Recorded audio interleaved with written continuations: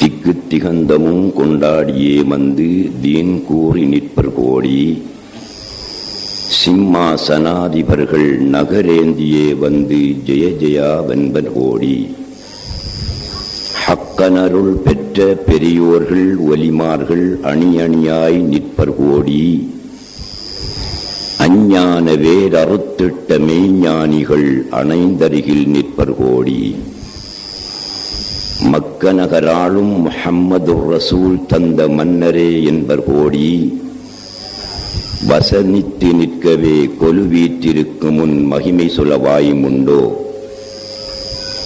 தக்க பெரியோன் அருள் தங்கியே நிற்கின்ற தவராஜ செம்மேருவே, தயவுவை தெனையாள் சற்குணங் குடிகொண்ட ஷாஹுல் ஹமீதரசரே. அல்ஹம்துலில்லாஹில் முத்தஜல்லி பிதாத்திஹி வசிஃபாத்திஹி வஅஸ்மாஇ, வஸ்ஸலாத்து வஸ்ஸலாமு அலா சய்யிதினா முஹம்மதின் الموسوم بجميع سماته وعلى آله وأصحابه وأزواجه وأهل بيته أما بعد. السلام عليكم يا شاه الحميد بادشاہ، السلام عليكم يا قطب المجيد بادشاہ، السلام علیکم یا کنجے سوا بادشاہ، السلام علیکم یا سیدی محسن مولانا، السلام علیکم یا دار قوم مؤمنین وإنا إن شاء الله بكم لاحقون. அளவற்ற அருளாளனும் நிகரற்ற அன்புடையவனுமான எல்லாமாய் தோற்றுகின்ற வல்ல அல்லாஹுவுக்கே சர்வ புகழும் உரித்தாகட்டும். ஸலவாத்தும் சலாமும் சய்யிதுனா முஹம்மதுன் ஸல்லல்லாஹு அலைஹி வஸல்லம் அவர்கள் மீதும், அவர்கள் சொன்ன மொழியை நடந்த வழியை பின்பற்றி வாழ்ந்து உயரிய நிலையை பெற்ற உத்தமர்கள் சஹாபா பெருந்தகைகள் நல்லவர்கள் வல்லவர்கள் அனைவர்கள் மீதும் உண்டாவதாக என்று கூறிய பின், சங்கைக்குரிய வலியுல்லா அஸ்ஸையித் முஹ்சின் மௌலானா தர்கா ஷரீஃபில் தொடர்ந்து 11 இரவுகளாக ஷாவுல் ஹமீத் பாதுஷா நாயகம் ரலியல்லாஹு தஆலா அன்ஹு அவர்களின் மனாகிப் மஜ்லிஸ் மௌலித் மஜ்லிஸ் நடைபெற்று வருகின்றது. இன்று 11ஆம் இரவு. கடந்த 10 இரவுகளும் மிகச் சிறப்பாக மிக விமரிசையாக இத்திருச்சபை நடந்தேறியது. கடந்த 10 இரவுகளிலும் சங்கைக்குரிய உலமாக்கள் ஷாவுல் ஹமீத் நாயகம் அவர்களை பற்றிய வரலாறுகளையும் அவுலியாக்களின் அகமியங்களையும் தெளிவாக விளக்கமாக எடுத்து கூறினார்கள். இன்றைய தினம் உங்கள் மத்தியில் உரையாற்றும்படி முஹ்சின் மௌலானா தர்கா ஷரீஃப் நிர்வாகிகள் என்னை கேட்டுக்கொண்டதற்கிணங்க சொற்ப நேரம் உரையாற்றலாம் என்று நான் எழுந்திருக்கிறேன். நான் இன்று எதை பற்றி பேசலாம் என்று அஸ்ர் தொழுகையின் பின்னால் யோசித்தேன். வலிமார்களை பற்றி, வலிமார்களை நினைவு கூறக்கூடிய இடத்திலே அவர்களை பற்றிய அகமியங்களையும் அவர்களின் வரலாறுகளையும் தத்துவங்களையும் எடுத்து பேசுவதுதான் பொருத்தமென்று கருதி அதற்கேற்றவாறு ஒரு சில திருக்குர்ஆன் வசனங்களையும் ஹதீஸ்களையும் வரலாறுகளையும் என் நெஞ்சிலே தொகுத்தேன்.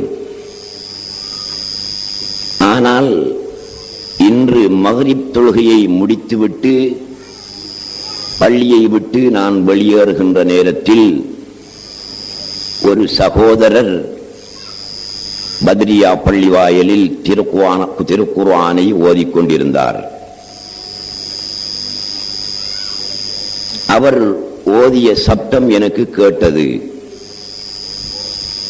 அவர் ஓதினார், قد أفلح المؤمنون الذين هم في صلاتهم خاشعون والذين هم عن اللغو معرضون والذين هم للزكاة فاعلون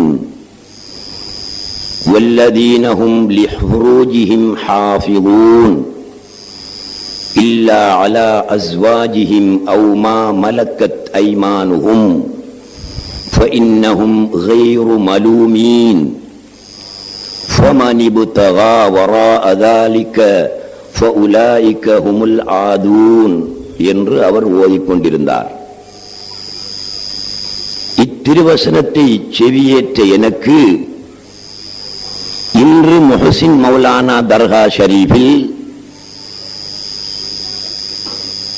நீ நினைத்திருக்கின்ற விஷயங்களை பேசுவதற்கு முன்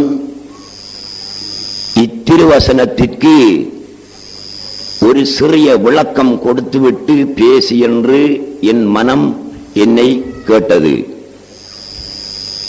அதற்கிணங்க முதலில் இத்திருவசனத்தில் இடம்பெற்ற ஆயத்துக்களில் முதலாவது ஆயத்தான قد أفلح المؤمنون الذين هم في صلاتهم خاشعون என்ற வசனத்திற்கு விளக்கம் தந்து அவுலியாக்களுடைய வரலாறில் அவுலியாக்களுடைய அகமியத்தில் நான் ஆரம்பிக்கின்றேன். அல்லாஹ் சுப்ஹானஹு வ தஆலா திருக்குர்ஆனில் சொல்லுகின்றான், قد أفلح المؤمنون விசுவாசிகள் வெற்றி பெற்று விட்டார்கள்.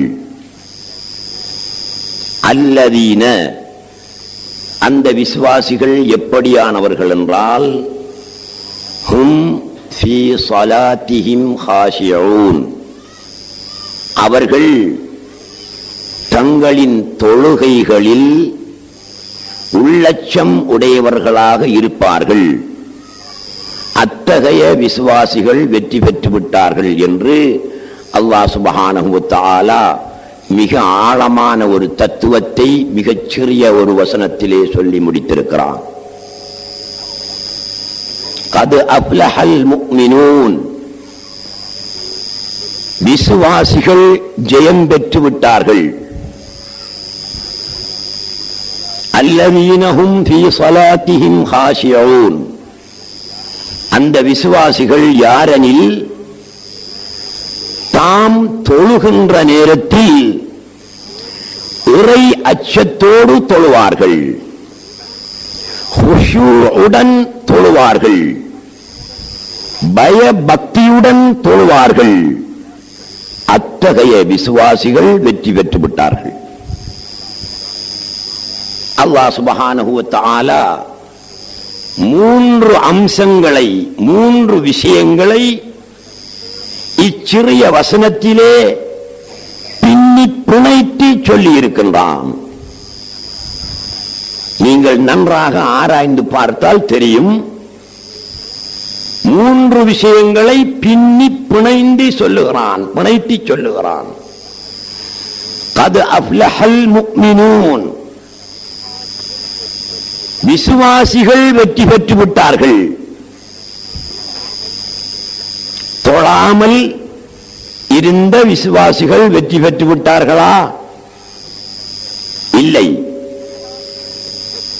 விசுவாசிகள் வெற்றி பெற்று விட்டார்கள், தொழாமல் இருந்த விசுவாசிகள் அல்ல. தொழுகின்ற விசுவாசிகள் வெற்றி பெற்று விட்டார்கள். தொழுகின்ற விசுவாசிகள் அனைவரும் வெற்றி பெற்று விட்டார்களா? இல்லை. ஹும் ஃபீ ஸலாத்திஹிம் காஷிஊன்.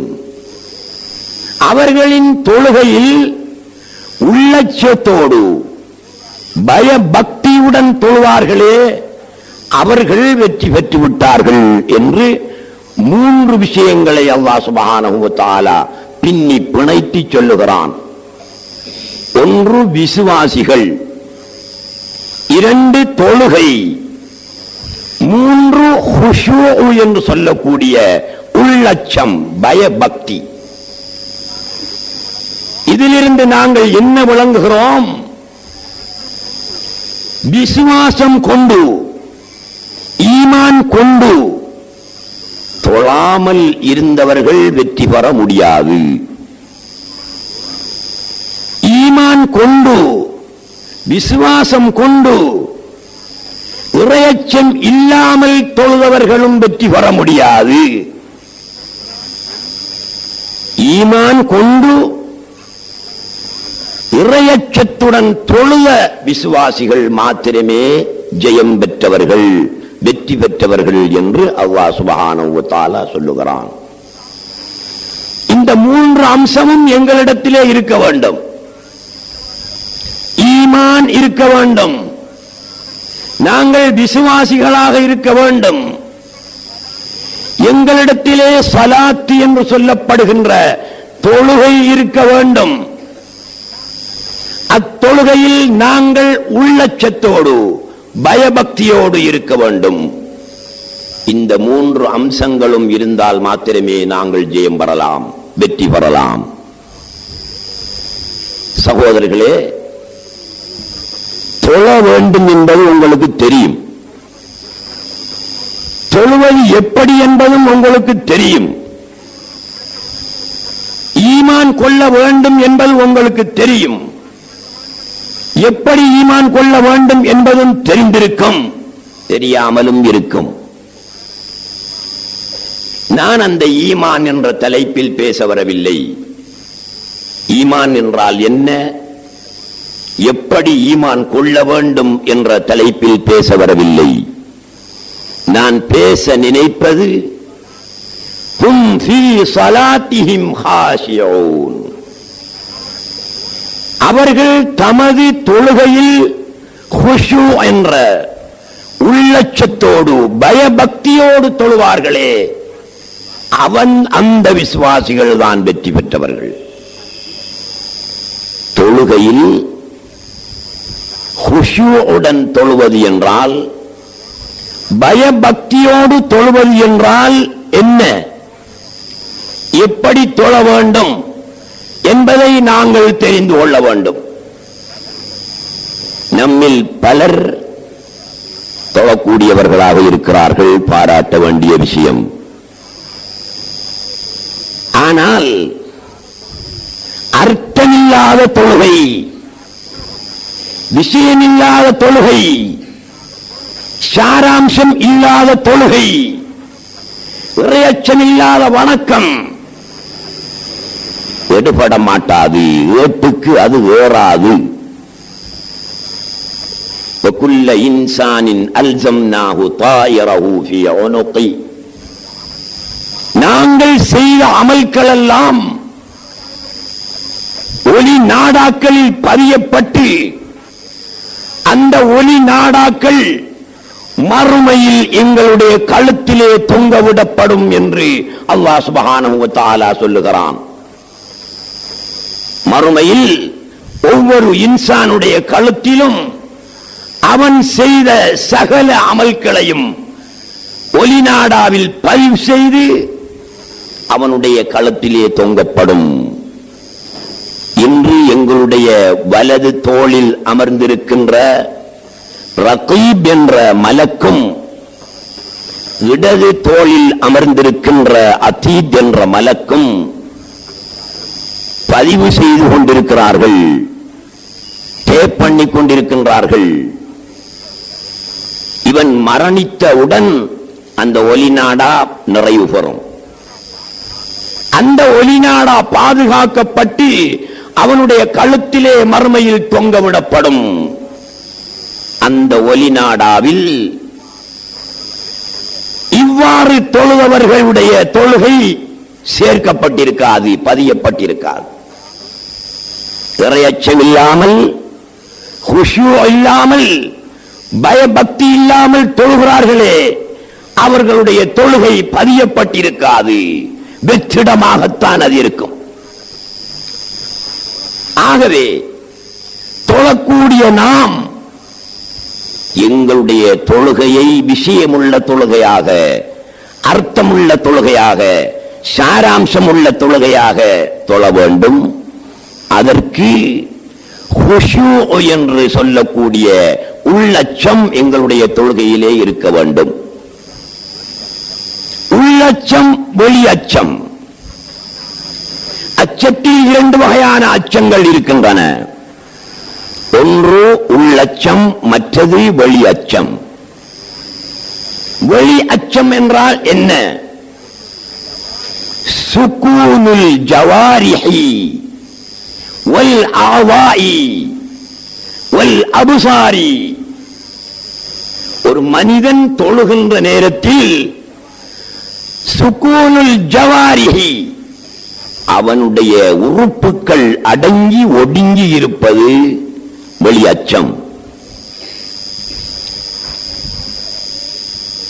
அதே போல உள்ளச்சம் என்பது ஒரு மனிதன் தொழுகின்ற நேரத்தில் சுகூனுல் கல்பி அனித்தவரானி, அவனுடைய கல்பு ஊர் சுற்றி திரியாமல் அது அடங்கி ஒடுங்கி இருப்பது உள்ளச்சம். இன்று நம்மில் அநேகர் வெளியச்சத்தை கையாண்டு தொழுகின்றார்கள். உறுப்புகள் அடங்கி ஒடுங்கி இருக்கின்றன, ஆடாமல் அசையாமல் நிற்கின்றார்கள். சுகூனுல் அபுசார், பார்வைகளையும் அடக்கி ஒடுக்கி நிற்கின்றார்கள். வெளி அச்சம் இவர்களிடையே நிறைய இருக்கின்றன. வெளியச்சம் இவர்களிடத்திலே காணப்படுகிறது. ஆனால் இந்த அச்சத்தை பற்றி அல்லாஹ் சுப்ஹானஹு வ தஆலா திருக்குர்ஆனிலே சொல்லவில்லை. உள்ளச்சம் தான் பிரதானமானது, உள்ளச்சம் தான் மிக அவசியமானது. ஆகவே அந்த உள்ளச்சத்தை பற்றித்தான் அல்லாஹ் சுப்ஹானஹு வ தஆலா சொல்லுகிறான். சில மனிதர்கள் பயபக்தியோடு அச்சத்தோடு தொழ வேண்டும் என்ற தத்துவத்தை தவறாக புரிந்து கொண்டு சிலரை நீங்கள் பார்ப்பீர்கள் சகோதரர்களே, மழையில் நனைந்த ஒரு பூனை கூதலினால் குளிரினால் எப்படி நடுங்கி ஒடுங்கி போய் ஒரு மூலையில் குந்தி கிடக்கின்றதோ அதே போன்று சிலர் தொழுகையிலே நிற்கிறார்கள். அடங்கி ஒடுங்கி தன்னுடைய உடலை ஒடுக்கி நனைந்த பூனை குளிரினால் ஒடுங்குவது போல் ஒடுங்கி நிற்கின்றார்கள். அவர்கள் நினைக்கிறார்கள் அதுதான் அச்சம் என்று, அதுதான் பயபக்தி என்று நினைக்கின்றார்கள். நீங்கள் சிலரை பார்த்திருப்பீர்கள், அது அச்சமல்ல, அது வெளி அச்சம். உன்னுடைய உடல் தொழுகையின் நேரத்தில் ஆடாமல் அசையாமல், உன்னுடைய பார்வை வலம் வராமல் அனைத்தையும் அடக்கி நிற்கின்றாயே, அது வெளியச்சம், அது தேவைதான், தொழுகைக்கு அது அவசியம்தான். ஆனால் அதுதான் தொழுகையின் உயிர் என்று நாங்கள் நினைக்கக்கூடாது. தொழுகையின் ரூஹு அது என்று நாங்கள் நினைத்துவிடக் கூடாது. தொழுகையின் ரூஹு, தொழுகையின் உயிர் வெளியச்சம் அல்ல, உள்ளச்சம். அதனால் தான் அல்லாஹ் சுப்ஹானஹு வ தஆலா உள்ளச்சத்தோடு தொழுபவர்கள் வெற்றி பெற்றார்கள் என்று சொல்லுகிறான். வெளியச்சத்தோடு தொழுபவர்கள் வெற்றி பெற்று விட்டார்கள் என்று சொல்லவில்லை. உள்ளச்சம் அவசியம், பக்தி அவசியம். உள்ளச்சம் என்றால் என்ன? சுகூனுல் கல்வி, ஒரு மனிதனுடைய மனம் பல இடங்களுக்கும் செல்லாமல், ஊர் சுற்றி திரியாமல், அல்லாஹ் என்ற அந்த பாயிண்டிலே கொழுகிக் கொண்டிருப்பது. உள்ளச்சம் என்றால் என்ன? நீங்கள் தொழுகின்ற நீங்கள் தெரிந்து வைத்திருக்க வேண்டும். இல்லாவிட்டால் இதவெல்லாம் தண்ணீரை ஊற்றி காலையிலே குடத்தை உடைத்த கணக்காகிவிடும். உள்ளச்சத்தோடு கொள்ளுங்கள். உள்ளச்சம் என்றால் என்னவென்பதை புரிந்து கொள்ளுங்கள். உங்களுடைய உடலை ஒடுக்கி நீங்கள் தொழுவது உள்ளச்சம் அல்ல. அது தேவைதான், அதையும் செய்யுங்கள். ஆனால் தொழுகையின் பிரதான உயிரான ரூஹான உள்ளச்சத்தை தெரிந்து உள்ளச்சத்தோடு தொழுங்கள். இல்லாவிட்டால் உங்களுடைய தொழுகைகள் எல்லாம் கேன்சல் பண்ணப்பட்டுவிடும். ஒளி நாடாவில் பதியப்பட மாட்டாது. மர்மையில் வா ஹஸ்ரத்தா, கை சேதமே, அப்சோஸ் அப்சோஸ் என்று கதறி அழக்கூடிய நிலைமை மர்மையிலே எங்களுக்கு எல்லாருக்கும் ஏற்பட்டுவிடும்.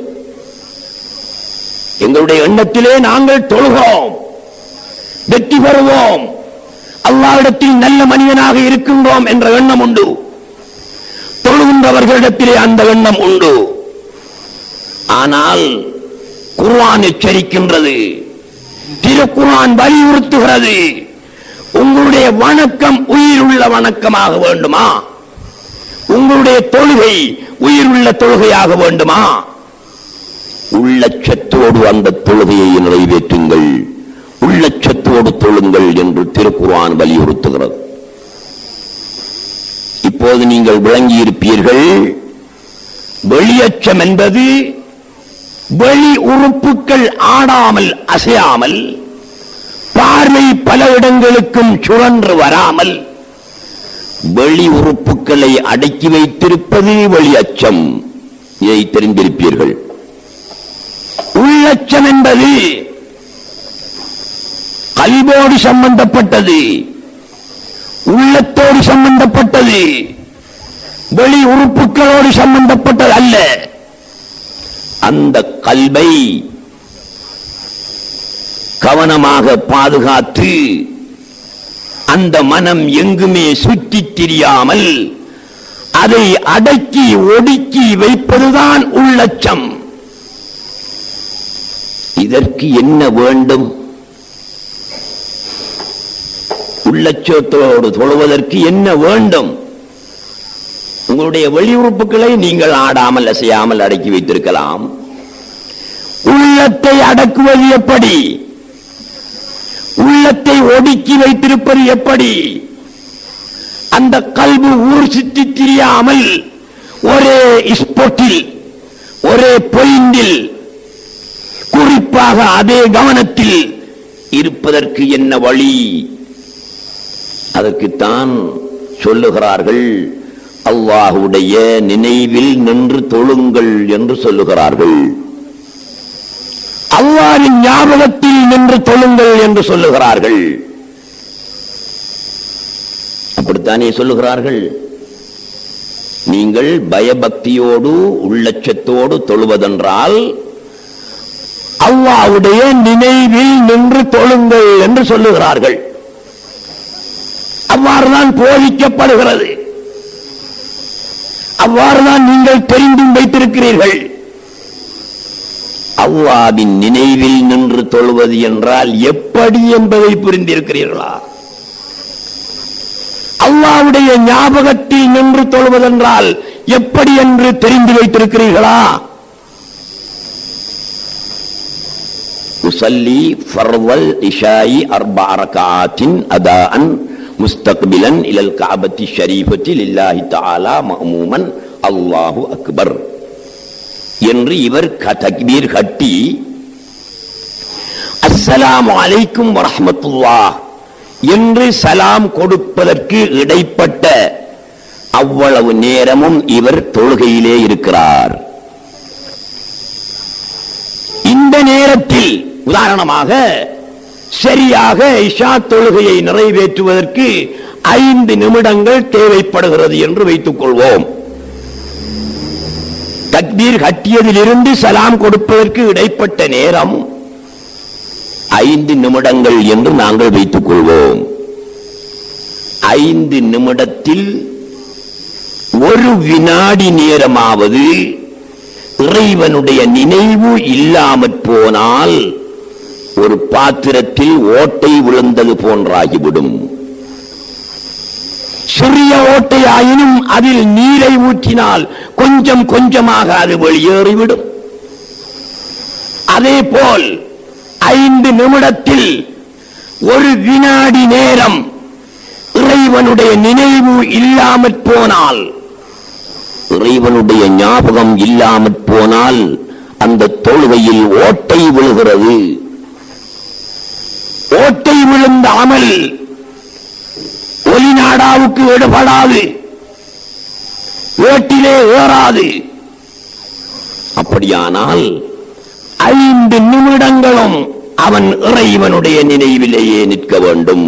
அதுதான் தொழுகை, அதுதான் ஹுஷூ, அதுதான் உள்ளச்சம்.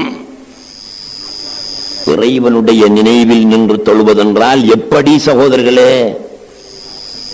அல்லாஹ் அல்லாஹ் அல்லாஹ் என்று சொல்லிக் கொண்டு நிற்பதா? அப்படித்தான் என்று வைத்துக் கொண்டால் நீங்கள் தொழுகையில் ஓத வேண்டிய ஓதல்களை என்ன செய்வீர்கள்? தக்பீர் கட்டியவுடன் வஜ்ஜகத்து ஓத வேண்டும், சூரத்துல் ஃபாத்திஹா ஓத வேண்டும், அதற்கு பிறகு சூரத்தொன்று ஓத வேண்டும், ருக்குயிலே ஓதுவதற்கு ஓதல் உண்டு, இஅ்திதாலில் ஓதுவதற்கு ஓதல் உண்டு, சுஜூதிலே ஓதுவதற்கு ஓதல் உண்டு, நடியிருப்பிலே ஓதுவதற்கு ஓதல் உண்டு. இந்த ஓதல்களை நீங்கள் ஓதுவதா அல்லது இந்த ஓதல்களை எல்லாம் விட்டுவிட்டு அல்லாஹ் அல்லாஹ் அல்லாஹ் என்று சொல்லிக் கொண்டிருப்பதா? இறைவனின் நினைவில் தொழுவதென்றால் எப்படி? அல்லாஹ் அல்லாஹ் என்று சொல்லிக்கொண்டு தொழுவதல்ல என்பது உங்களுக்கு தெரியும் என்று நான் நினைக்கிறேன். காரணம், தொழுகையில் சூரத்துல் ஃபாத்திஹா ஓதுவது கடமை, ஓதித்தானாக வேண்டும். அத்தஹியாத்து ஓதுவது கடமை, ஓதித்தானாக வேண்டும். மற்றைய ஓதல்கள் சுன்னத்தானவை, அவற்றையும் நாங்கள் ஓதத்தான் வேண்டும். அல்லாஹ் அல்லாஹ் என்று சொல்லிக் கொண்டிருந்தால் இவற்றை எப்படி ஓதுவது?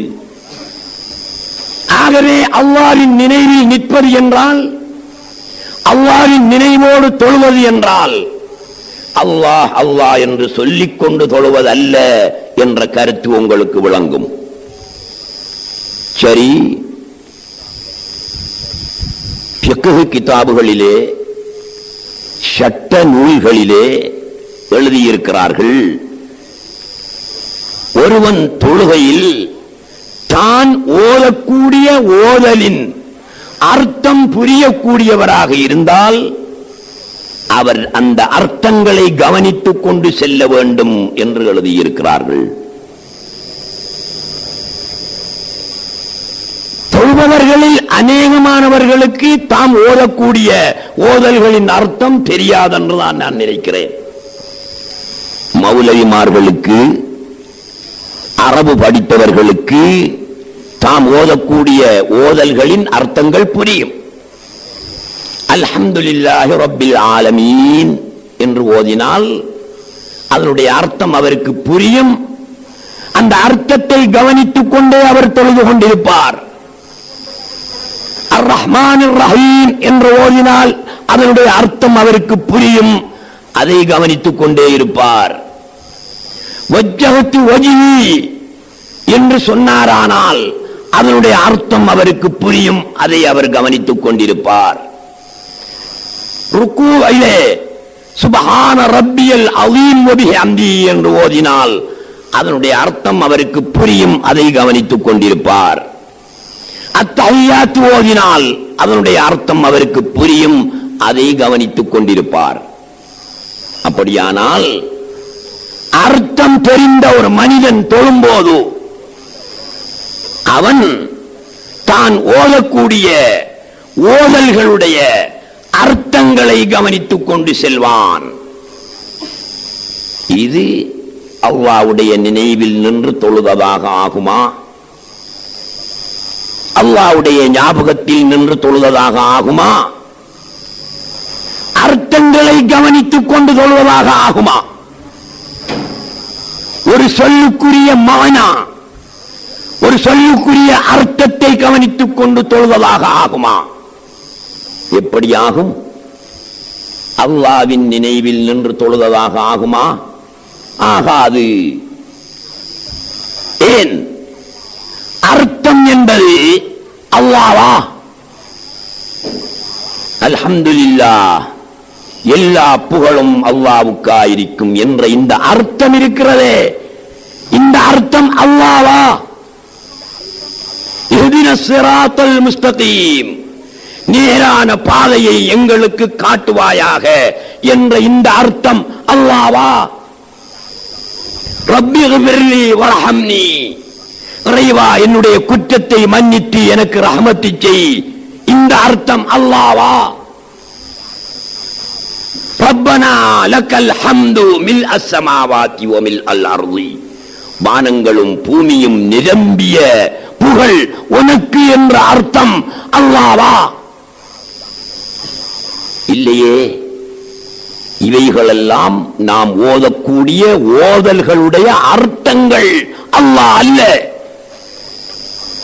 இந்த அர்த்தங்களை கவனித்துக் கொண்டு தொழுதால் அவ்வாறு தொழக்கூடிய ஒருவன் அல்லாஹ்வின் நினைவில் அவனுடைய ஞாபகத்தில் தொழுபவனாகுவானா?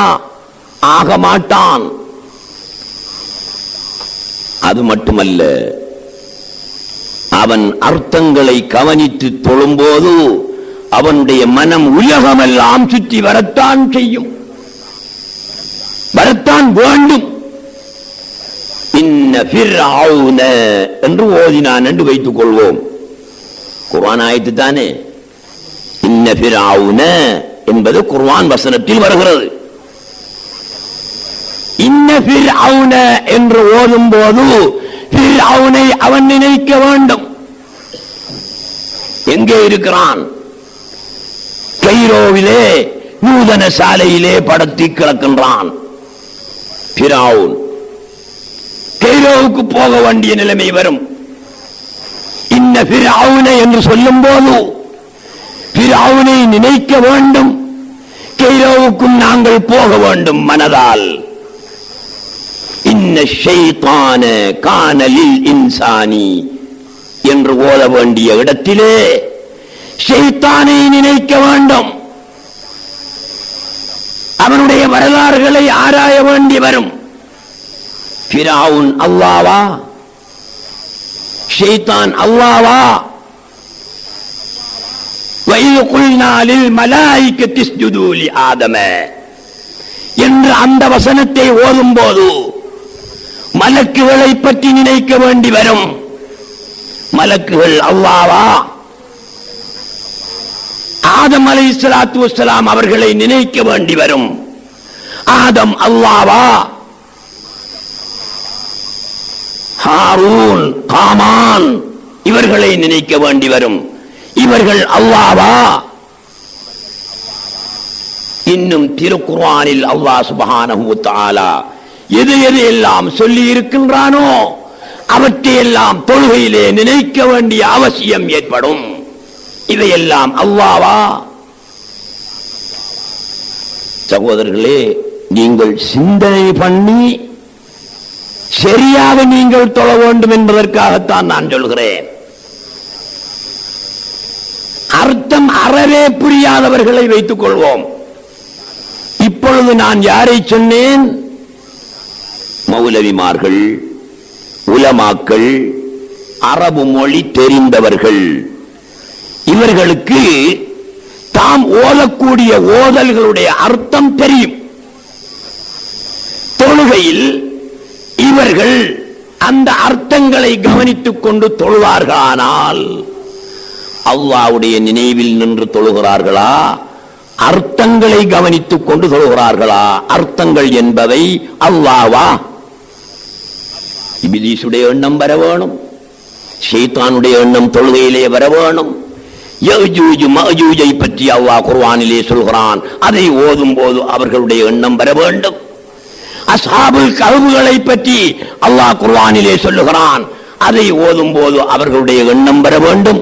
ஜோர்தானுக்கு போக வேண்டிய நிலைமை ஏற்பட வேண்டும். அப்படியானால் அர்த்தம் புரிந்தவர்கள் அந்த அர்த்தங்களை கவனித்து தொழுவதும் அல்லாஹ்வின் நினைவில் தொழுவதாக ஆகாது. அர்த்தம் புரியாதவர்களை எடுத்துக்கொள்வோம். பெரும்பாலானவர்கள் அர்த்தம் புரியாதவர்கள், இவர்களை எடுத்துக்கொள்வோம். இங்கே எத்தனையோ பேர்கள் இருக்கிறீர்கள், தொழுகையிலே நீங்கள் ஓதக்கூடிய ஓதல்களுக்கு உங்களுக்கு அர்த்தம் தெரியாது. நீங்கள் தக்பீர் கட்டியதிலிருந்து சலாம் கொடுக்கும் வரையும் உள்ளச்சத்தோடு நின்று தொழ வேணும் அல்லவா? பயபக்தியோடு நின்று தொழ வேணும் அல்லவா? அல்லாஹ்வுடைய நினைவில் நின்று தொழ வேண்டும் அல்லவா? எப்படி தொழுவீர்கள்? வாயினால் ஓதுவதை ஓதத்தான் வேண்டும். உங்களுடைய உள்ளம் எங்கெங்கோ செல்லுமே, எங்கெல்லாம் போகுமே, அந்த உள்ளத்தை நீங்கள் கட்டி போட வேண்டுமே, அந்த மனதை நீங்கள் கட்டி போட வேண்டுமே. நீங்கள் கட்டி போடக்கூடிய கயிறது, தூணது. மனம் என்ற அந்த மிருகம் எங்குமே சுற்றித் திரியாமல் ஒரே இடத்தில் கட்டுப்பட்டு கிடப்பதற்கு அந்த மனதை கட்டி போட வேண்டுமே. நீங்கள் கட்டும் கயிறது எந்த தூணிலே அதை கட்டுவீர்கள்? தக்பீர் கட்டியதிலிருந்து அர்த்தம் தெரியாதவர்களுடைய நிலைமை இப்படித்தான். சலாம் கொடுக்கும் வரையும் அவர்களுடைய சிந்தனைகள், அவர்களுடைய மனம் எங்கெங்கோ போய்கொண்டிருக்கும்.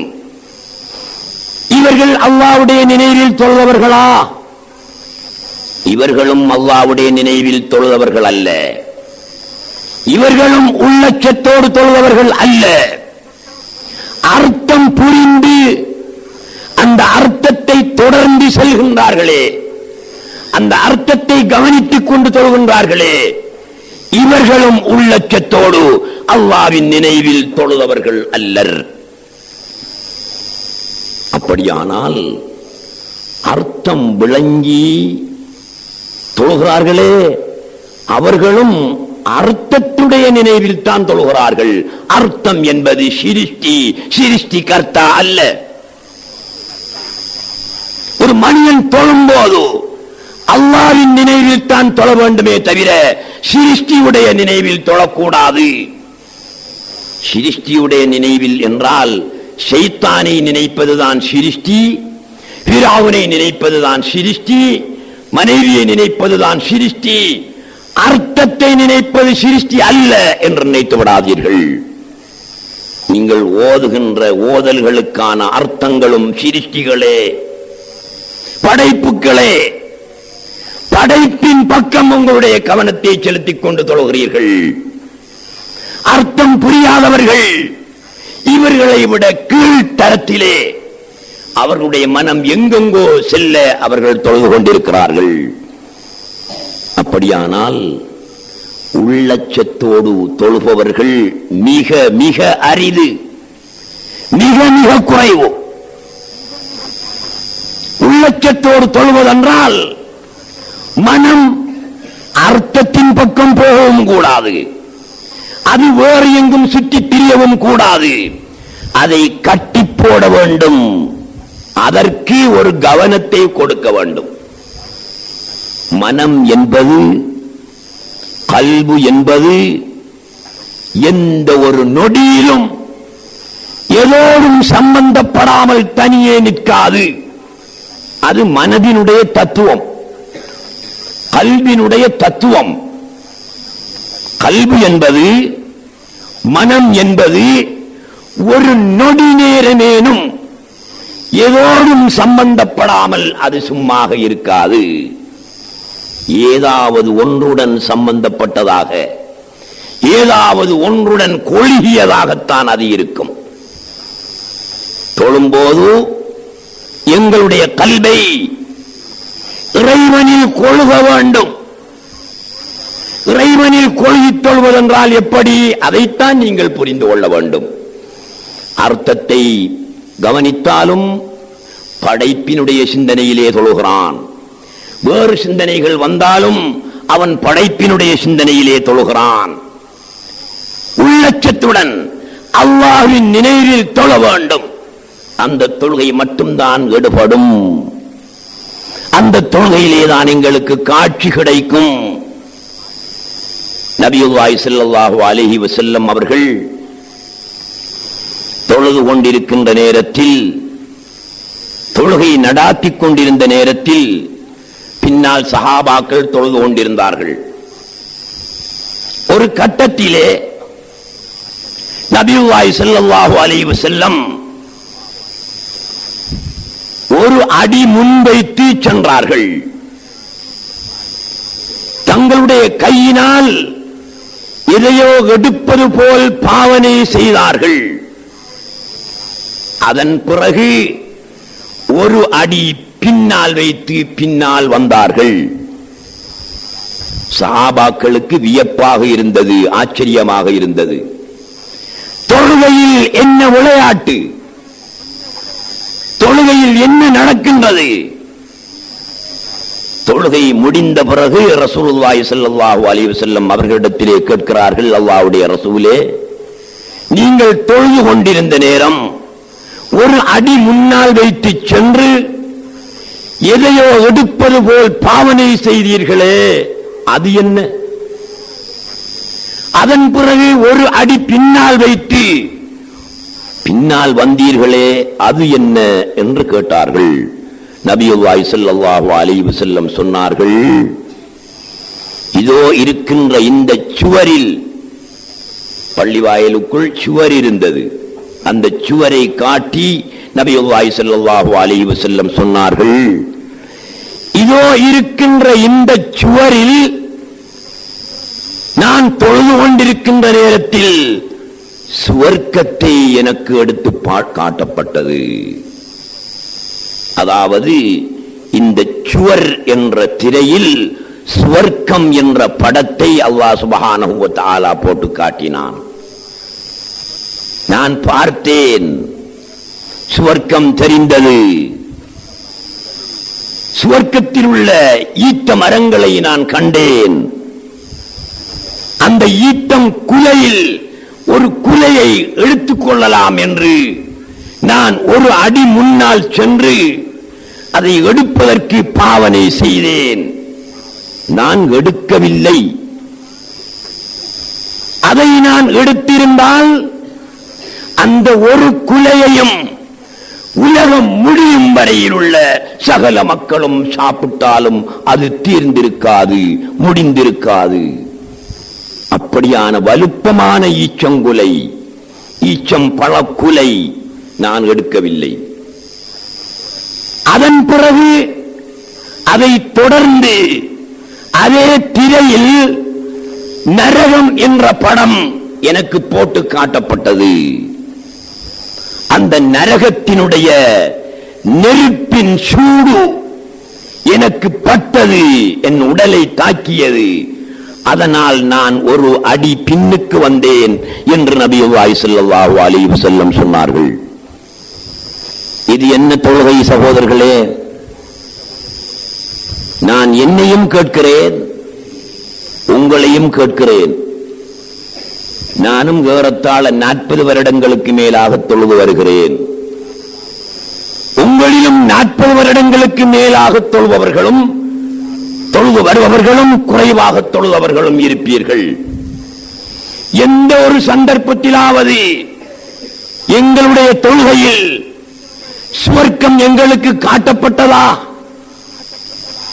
நரகம் காட்டப்பட்டதா, அல்லது வேறு காட்சி எங்களுக்கு கிடைத்ததா?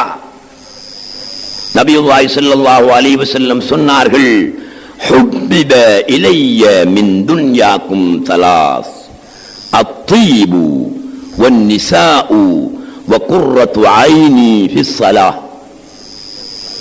உங்களுடைய உலகத்திலிருந்து எனக்கு 3 வஸ்துக்களை விருப்பமாக்கி வைக்கப்பட்டுள்ளது. உங்களுடைய உலகம். ரசூலுல்லாஹி ஸல்லல்லாஹு அலைஹி வஸல்லம் அவருடைய பேச்சின் தாற்பயத்தை பாருங்கள். ஹுப்பிப இலைய மின் துன்யாக்கும், உங்களுடைய உலகத்திலிருந்து எனக்கு 3 வஸ்துக்களை விருப்பமாக்கி வைக்கப்பட்டுள்ளன. அத்தீபு, ஒன்று மனம், வன்னிசாஉ, இரண்டாவது பெண்கள் மனைவியர், மூன்றாவது வகுர்ரத்து ஐனி ஃபிஸ்ஸலாஹ், தொழுகையில் என்னுடைய கண் குளிர்ச்சி அடைவது. இம்மூன்றும் உங்களுடைய உலகத்திலிருந்து எனக்கு விருப்பமாக்கப்பட்டிருக்கின்றன என்றார்கள் நாயகம் ஸல்லல்லாஹு அலைஹி வஸல்லம். மனத்தை விடுங்கள், பெண்களை விடுங்கள், விஷயத்துக்கு வாருங்கள். தொழுகையில் என்னுடைய கண் குளிர்வது எனக்கு விருப்பம் என்றார்கள் நாயகம் ஸல்லல்லாஹு அலைஹி வஸல்லம். குளிரான வஸ்துக்களை, ஐஸ் கட்டி போன்றவற்றை கண்ணிலே வைத்தால் கண்ணுக்கு குளிராக இருக்கும். அந்த குளிரை நபியுல்லாஹி ஸல்லல்லாஹு அலைஹி வஸல்லம் சொன்னார்களா? தொழுகையில் கண் குளிர்வதென்றால் அந்த குளிரையா சுட்டி காட்டினார்கள்? இல்லை. ஒரு மனிதனுடைய கண்ணுக்கு மிக கவர்ச்சியான ஒரு வஸ்துவை அவன் பார்க்கும் போது அது கண்ணுக்கு குளிர்ச்சியாக இருக்கும். ஒரு மனிதனுக்கு மிக கவர்ச்சியான ஒரு வஸ்துவை அவன் பார்க்கும் போது அவனுடைய கண்ணுக்கு அது குளிர்ச்சியாகத்தான் இருக்கும். அதைத்தான் நபியுல்லாஹி ஸல்லல்லாஹு அலைஹி வஸல்லம் குளிர்ச்சி என்றார்கள். தவிர வெளிரங்கத்திலே கண் குளுமையாகுவது, குளிர்ச்சியாகுவதை அவர்கள் சொல்லவில்லை. ஒரு மனிதனுக்கு ஆகவே விருப்பமான கவர்ச்சியான ஒரு வஸ்து எது? ஒரு மனிதனுக்கு இறைவனுடைய படைப்புகளில் அல்லது மொத்தத்தில் அவனுக்கு மிக விருப்பமான கவர்ச்சியான கண்ணையும் கல்வையும் கவரக்கூடிய ஒருவன் தொழுகையில் அவனுடைய காட்சி கிடைத்தால் மட்டும்தான் கண் குளிர்ச்சி அடையும், கண்ணுக்கு குளுமை ஏற்படும். ஆகவே நபியுல்லாஹி ஸல்லல்லாஹு அலைஹி வஸல்லம் அவர்கள் தொழுகின்ற ஒருவன் எந்த நிலையில் நின்று தொழ வேண்டும் என்பதை இதன் மூலம் சுட்டிக்காட்டி இருக்கின்றார்கள். உள்ளச்சம் வேண்டும். உங்களுக்கு தெரிந்திருக்கலாம், இமாம் கஸ்ஸாலி ரஹ்மத்துல்லாஹி அலைஹி அவர்கள் மிக படித்த மேதை.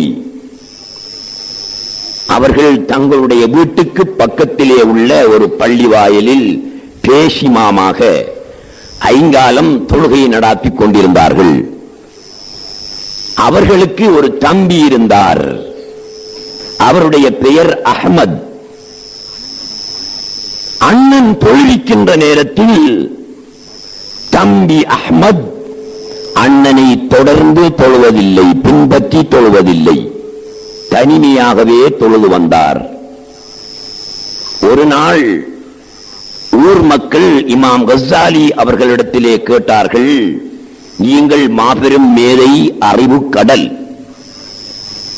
ஆனால் உங்களுடைய தம்பி, சொந்த தம்பி, உடன் பிறந்த சகோதரன் தொழுகையில் உங்களை பின்பற்றாமல் தனிமையாக தொழுகின்றாரே, இது என்ன என்று கேட்டார்கள்.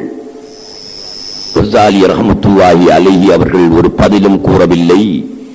தாயிடத்திலே வந்து சொல்கிறார்கள், உம்மா, என்னுடைய தம்பியின் நடவடிக்கையால் ஊர் மக்கள் கேவலமாக பேசுகிறார்கள். தம்பியை என்னை பின்பற்றி தொழுமாறு சொல்லுங்கள் தாயே என்று தாயிடத்திலே இமாம் கஸ்ஸாலி ரஹ்மத்துல்லாஹி அலைஹி சொன்னார்கள். தாயார் தம்பி அகமதை தன்னுடைய மகனை அழைத்து, மகனே, அண்ணனுக்கு பின்னால் நின்று தொழாமல் இருப்பதற்கு காரணம் என்ன? அவருடைய தொழுகை பாத்திலா? அவருடைய தொழுகை சரிவராதா? ஏன் நீ தொழாமல் இருக்கிறாய் என்று கேட்டார்கள். அதற்கு தம்பி அகமது சொல்கிறார், அவருடைய கல்வில் இதத்த கடல் ஓடிக்கொண்டிருக்கிறது. கஸாலியுடைய கல்வில், அண்ணனுடைய கல்வில் அல்லாஹ்வின் நினைவு ஓடவில்லை, அவனுடைய ஞாபகம் ஓடவில்லை, இரத்த கடல் ஓடிக்கொண்டிருக்கிறது. அப்படி இருக்கும் போது அவரை நான் எப்படி பின்பற்றுவேன்? கத் அஃப்லஹல் முஃமினூன அல்லதீன ஹும் ஃபீ ஸலாத்திஹிம் காஷிஊன். தொழுகையில் உள்ளச்சத்தோடு தொழுபவர்கள் தான் வெற்றி பெற்றவர்கள் என்று அல்லாஹ் சொல்லி இருக்கிறான். உள்ளச்சத்தோடு தொழுவதென்றால் இறைவனின் நினைவில் நின்று தொழுதல், இறைவனின் ஞாபகத்தில் நின்று தொழுதல். இவருடைய கல்விலோ இரத்தக்கடல் ஓடும் போது இவர் எப்படி உள்ளச்சத்தோடு தொழுவார்? இவரை எப்படி நான் பின்பற்ற முடியும் என்று தம்பி அகமது தாயிடம் கேட்டார். சொன்னார், விளக்கம் கேட்டால் தாய். அப்போது அகமது சொல்லுகிறார், என்னுடைய அண்ணன் இமாம் கஸாலி ரஹ்மத்துல்லாஹி அலைஹி அவர்கள் தற்போது பெண்களுக்கு மாதாந்தம் ஏற்படுகின்ற மாத தீட்டு, ஹைது என்று சொல்லக்கூடிய மாத தீட்டின் இதற்ற வகைகளை பற்றி ஆராய்ந்து கொண்டிருக்கிறார். எதற்காக? சட்டங்கள் அமைப்பதற்காக. சட்டங்கள் அமைத்து ஹைதுடைய சட்டம் இவ்வாறுதான், மாதத்தீட்டுக்கு சட்டம் இவ்வாறுதான் என்று சொல்வதற்காக இரத்தங்களை பற்றி ஆராய்ந்து கொண்டிருக்கின்ற இந்த காலகட்டம். தொழுகையிலும் அவருக்கு அந்த சிந்தனை தான் வருகிறது, அல்லாஹ்வுடைய சிந்தனை வரவில்லை. ஆகையினால் அவரை என்னால் பின்பற்ற முடியாது என்று சொன்னார்கள். சகோதரர்களே, விளங்கினீர்களா? தொழுகைக்கு உயிரது உள்ளச்சம், தொழுகையினுடைய ரூஹு உள்ளச்சம். அந்த அச்சம் இருந்தால் மட்டும்தான் தொழுகையிலே வெற்றி பெறலாம். அதற்கு என்ன செய்வது? அர்த்தம் தெரிந்தவர்கள் அர்த்தங்களை கவனித்துக் கொண்டு போகலாம். அதுவும் அல்லாஹ்வுடைய நினைவில் நின்றதாக ஆகாது என்று நான் சொல்லிவிட்டேன். ஏன்? அர்த்தங்களை கவனித்து செல்லும் போது ஃபிரௌனை பற்றிய எண்ணம் வர வேண்டும், இப்லீஸை பற்றிய எண்ணம் வர வேண்டும், ஷைத்தானை பற்றிய எண்ணம் வர வேண்டும், அபூ லஹபுடைய எண்ணம் வர வேண்டும். தப்பத் யதா அபீ லஹபின் வ தப். அபூ லஹபுடைய இரு கைகளும் சூகையாகட்டும் என்று அர்த்தத்தை கவனித்தா அபூ லஹபுடைய எண்ணம் வரணுமா இல்லையா? வரத்தானே வேணும். அபூ லஹப் அல்லாஹ்வா? தொழுகையில் அர்த்தத்தை ஓதுகின்ற ஓதலின் அர்த்தத்தை கவனிக்கும் போது கவனிக்க வேண்டும் என்றால் அபூ லஹபுடைய எண்ணம் வருகிறது. அவண்ட எண்ணம் மட்டுமா? அவண்ட பொண்டாட்டிய எண்ணமும் வருகிறது. தப்பத் யதா அபீ லஹபின் வ தப் மா அகனா அன்ஹு மாலுஹு வ மா கஸப் சயஸ்லா நாரன் ذات லஹபின் வ இம்ரஅத்து. அபூ லஹபுடைய மனைவியையும் தொழுகையிலே நினைக்க வேண்டிய கட்டம் ஏற்படுகிறது. ஆகையினால் தொழுகையில் நாங்கள் ஓதக்கூடிய ஓதல்களின் அர்த்தங்களை கவனித்தால் அது அல்லாஹ்வின் நினைவில் நின்று தொழுவதாக ஆகுமா? அல்லாஹ்வுடைய ஞாபகத்தில் நின்று தொழுவதாக ஆகுமா? ஆகாது. ஏன்? அர்த்தங்கள் அல்லாஹ் அல்ல, அவை சிருஷ்டி. சிருஷ்டியுடைய நினைவில் நின்று தொழுவதாக ஆகும். அர்த்தம் புரியாத உங்களை போன்ற சாமானிய மக்கள் அர்த்தத்தின் பின்னால் போவதற்கும் வழி இல்லை. அவர்கள் என்ன செய்வது? வாயினால் ஓதி தள்ளுவார்கள். அவர்களுடைய மனமோ எங்கெங்கெல்லாம் சென்று சுழன்று வலம் வந்து கொண்டிருக்கும். அந்த மனதை கட்டி போடுவது எங்கே? இந்த மனதை கட்டி போடும் கயிறது, அந்த மனதை கட்டி போடும் தூணது. இதைத்தான் நாங்கள் தெரிந்து கொள்ள வேண்டும். அல்-அமாலு சுவருன் காயிம வ அர்வாஹுஹா வுஜூது சிர்ரில் இஹ்லாஸ். நாங்கள் செய்யக்கூடிய அமல்கள் சுவருன் காயிமா, வெறும் பொம்மைகள் போன்றவைகள். கடையில் விற்கக்கூடிய பொம்மைகள் இருக்கிறதே, பாகப்புள்ள என்று சிறு பிள்ளைகள் எல்லாம் வாங்கி விளையாடுகிறார்களே, பாகப்புள்ள பொம்மை, இவை போன்றவை நாங்கள் செய்யக்கூடிய அமல்கள். பொம்மையால என்ன பிரயோசனம்? சின்ன பிள்ளைகள் தான் விளையாடும். இந்த பாகப்பிள்ளையால என்ன பிரயோசனம்? சின்ன பிள்ளைகள் விளையாடுவதற்கு எடுத்துக்கொள்வார்கள். ஆனால் அந்த பொம்மையை கொண்டு நாங்கள் பிரயோசனம் பெற முடியுமா? அதனால் எங்களுக்கு நன்மை கிடைக்குமா? இல்லை. ஆகவே நாங்கள் செய்யக்கூடிய அமல்கள் எல்லாம் வரும் பொம்மைகள், உயிரில்லாதவைகள்.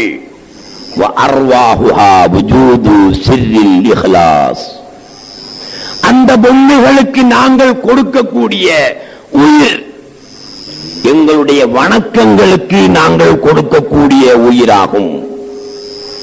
இஹ்லாஸ் என்பதுதான் எங்களுடைய வணக்கத்துக்கு உயிராக இருக்கிறது, உயிர் நாடியாக இருக்கிறது. எனவே அன்புள்ள சகோதரர்களே, நாங்கள் வணங்க வேண்டும், தொழுகையை விட்டு இருக்கக்கூடாது, தொழ வேண்டும். ஆனால் தொழுகையிலும் 5 நேரம் மட்டும் தொழக்கூடியவர்களாக இருக்கக்கூடாது. அது சின்ன பிள்ளைகளுடைய வேலை. 5 நேரம் தொழுவதிருக்கிறதே, இது சின்ன பிள்ளைகள் வேலை. இந்த இருக்கிற பையன்கள் 5 நேரமும் தொழுவான், இது இவனுகிற வேலை. சின்ன பிள்ளைகளைப் போல், சிறுவர்களைப் போல் நாங்கள் இருக்கக்கூடாது. நாங்கள் எந்நேரமும் தொழக்கூடியவர்களாக இருக்க வேண்டும். எந்நேரமும் தொழுவது எப்படி? 5 நேரம் தானே தொழலாம். எந்நேரம் எப்படி தொழுவது? 24 மணித்தியாலமும் எப்படி தொழுவது? 5 நேரம் தொழ வேண்டும், அதில் மாற்றமில்லை. ஆனால் எந்நேரமும் தொழக்கூடியவர்களை பற்றி அல்லாஹ் சுப்ஹானஹு வ தஆலா திருக்குர்ஆனிலே புகழ்ந்து சொல்லுகிறான். வஅலா ஸலவாத்திஹிம் தாயிமூன். அவர்கள் தங்களுடைய தொழுகைகளில் நிரந்தரமாக இருந்து கொண்டே இருப்பார்கள், 24 மணித்தியாலமும் தொழுகையிலேயே இருப்பார்கள் என்று அல்லாஹ் சுப்ஹானஹு வ தஆலா குறிப்பிடுகிறான். சகோதரர்களே, 24 மணித்தியாலமும் எப்படி தொழுகிறது? 5 நேர தொழுகைக்கும் 25 நிமிஷம் அல்லது 50 நிமிஷம். ஒரு தொழுகைக்கு 10 நிமிஷம், 50 நிமிஷம், 5 நிமிடம் என்றால் 25 நிமிஷம். 24 மணி நேரமும் தொழுகையில் நிலை பெற்றிருக்கின்றார்களே, அவர்கள் நல்லடியார்கள், சிறந்தவர்கள், எனக்கு நெருங்கியவர்கள் என்று அல்லாஹ் சுப்ஹானஹு வ தஆலா 24 மணித்தியாலமும் தொழுகையில் இருப்பவர்களை சொல்லுகிறானே, அந்த தொழுகை எது? 5 நேரம் சிறுவர்கள் தொழுகின்ற தொழுகையை நாங்கள் தொழுவதுடன், நாங்கள் வயது வந்தவர்கள், 50 வயதை தாண்டி விட்டோம், 60 வயதை தாண்டி விட்டோம். 12 வயது சிறுவன் 5 நேரமும் தொழுவது போல் நாங்கள் தொழக்கூடாது. அந்த தொழுகையையும் தொழுது 24 மணி நேரமும் தொழுகையில் இருக்கக்கூடியவர்களாக ஆக வேண்டும். அது என்ன? அஸ்ஸலாத்து இன்தல் ஆரிஃபீன நிஸ்யானு மா சிவல்லாஹ். ஆரிஃபீன்களிடத்தில் தொழுகை என்பது அல்லாஹ் அல்லாத அனைத்தையும் மறந்து, அல்லாஹ் அல்லாத சகலதையும் மறந்து அல்லாஹ்வுடைய நினைவில் இருப்பதாகும் என்று சொல்லுகிறார்கள். இந்த தொழுகை 24 மணித்தியாலமும் தொலையேலும் அயலாதா? தொலையேலும்.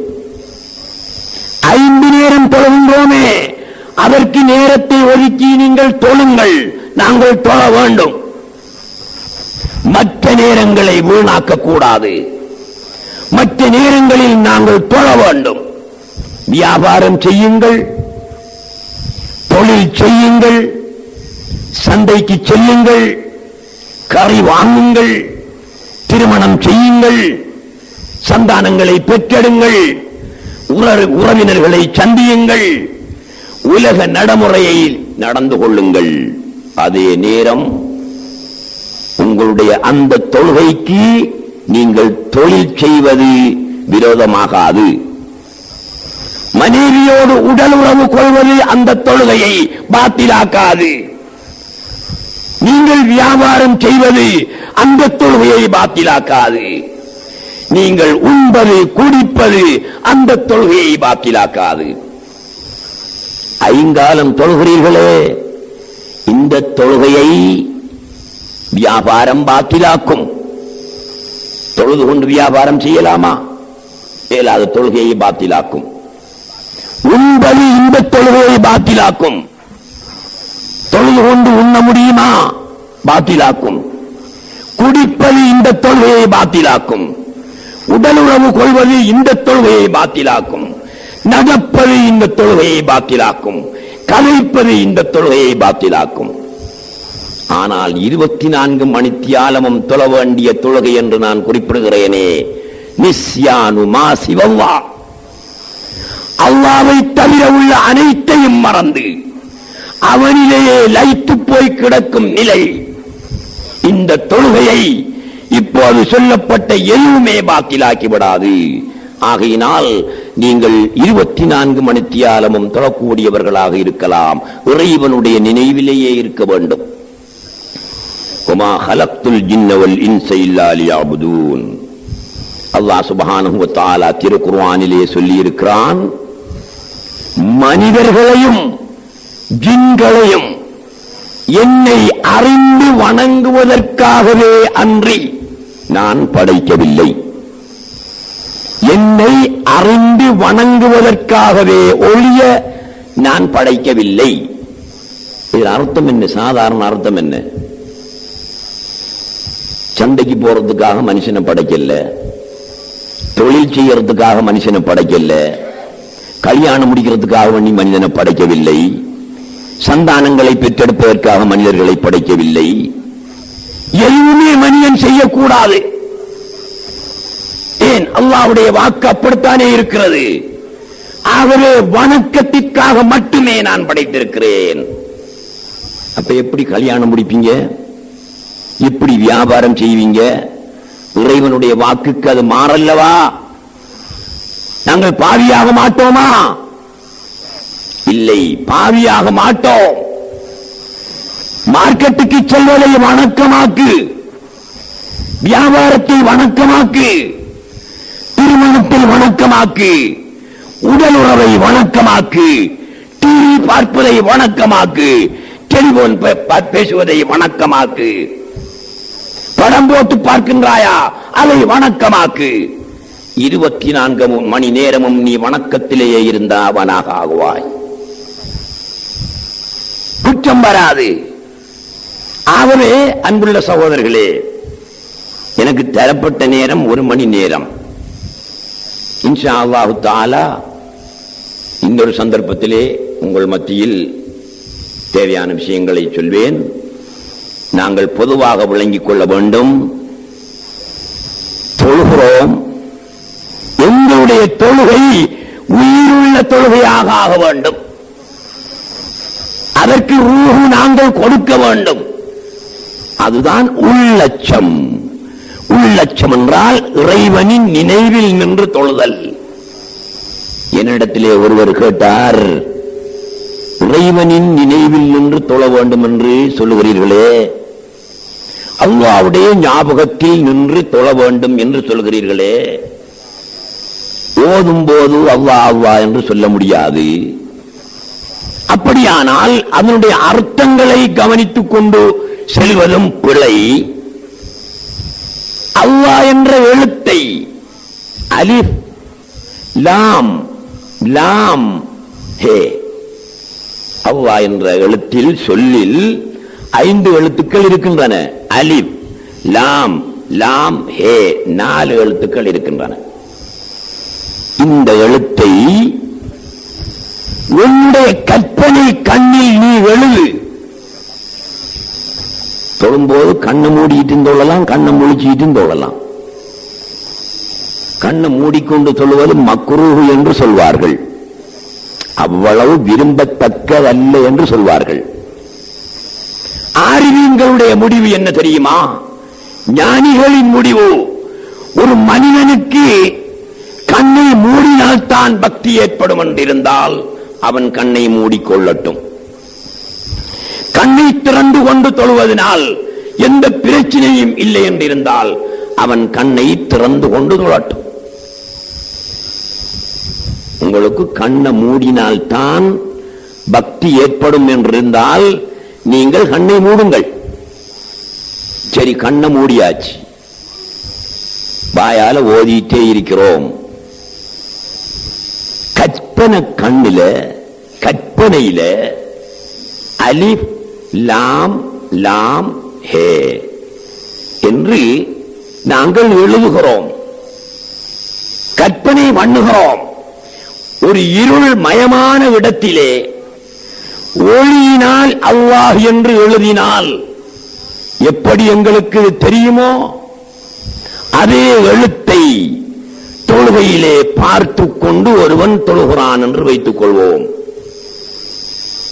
இவன் கருத்தை ஆராயவும் இல்லை, இவனுடைய கல்பு மனம் உலகத்தை வலம் வர இவன் விடவும் இல்லை. அல்லாஹ் என்ற எழுத்தை கற்பனை கண் முன்னே எழுதி, ஒளியினால் எழுதி அந்த எழுத்தை பார்த்துக் கொண்டே தொழுகிறான். இவன் அல்லாஹ்வின் நினைவில் நின்று தொழுதவனாவானா? அல்லாஹ்வுடைய ஞாபகத்தில் நின்று தொழுதவனாவானா? இல்லை. ஏன்? இவன் கற்பனை கண்முன்னே எழுதியிருக்கின்றானே, அந்த எழுத்து அது சிருஷ்டி, அதுவும் படைப்பு. அதை இவன் பார்த்துக் கொண்டு அதே சிந்தனையில் நின்று தொழுதாலும் படைப்பின் சிந்தனையில், படைப்பின் நினைவிலேயே நின்று தொழுதவனாகிறான். அப்படியானால் தொழுகையிலே மனதை ஒருநிலைப்படுத்தி, மனது எங்குமே போகாமல் ஒருநிலைப்படுத்தி தொழுவதற்கு அந்த மனதை கவரக்கூடிய ஏதோ ஒன்று இருக்க வேண்டும்.